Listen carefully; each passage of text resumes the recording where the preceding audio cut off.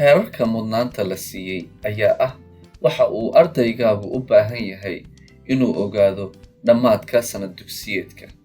Waxaan ka hubin karnaa tani innagoo fiirinayna haddii ay horumar ku socdaan, qayb ahaan fahmayn, ama aqoon u leeyihiin.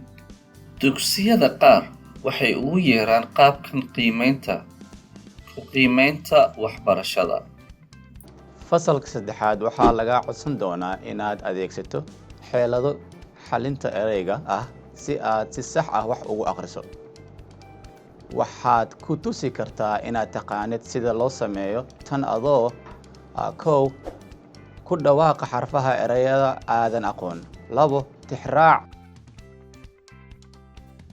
waxa erey macnihiisu yahay iyada oo ku saleysan ereyada ku hareeraysan.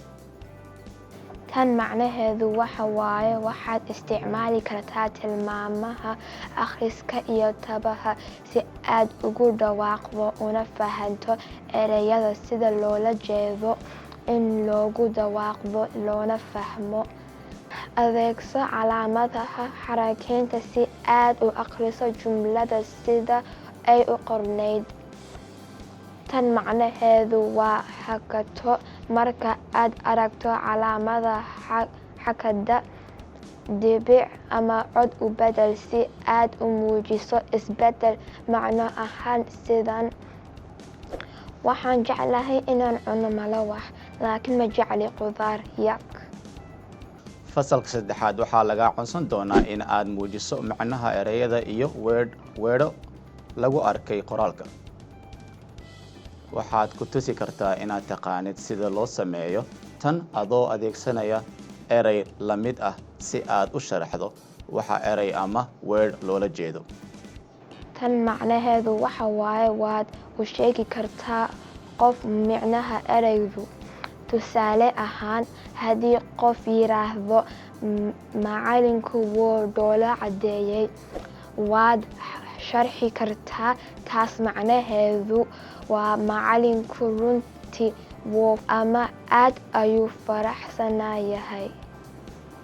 Fasalka saddexaad waxaa lagaa codsan doonaa inaad akhriso oo aad fahanto suugaanta iyo qoraalada macluumaadka.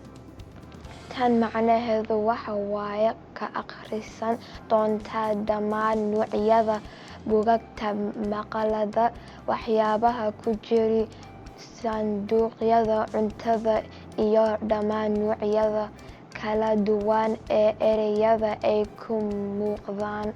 waxaan akhri doontaa oo aad fahmi doontaa sheekooyinka la rumaysan karo sida 3 doofaar yaryar iyo xaqooyinka dhabta ah ee ku saabsan duufaanada.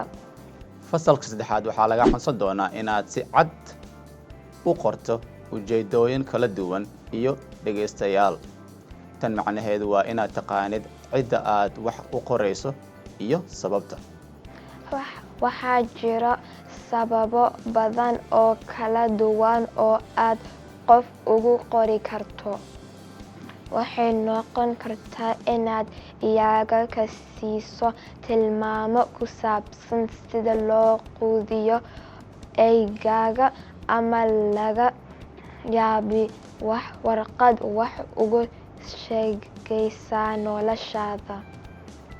waxay noqon kartaa sheeko muujinaysa male awaalkaaga.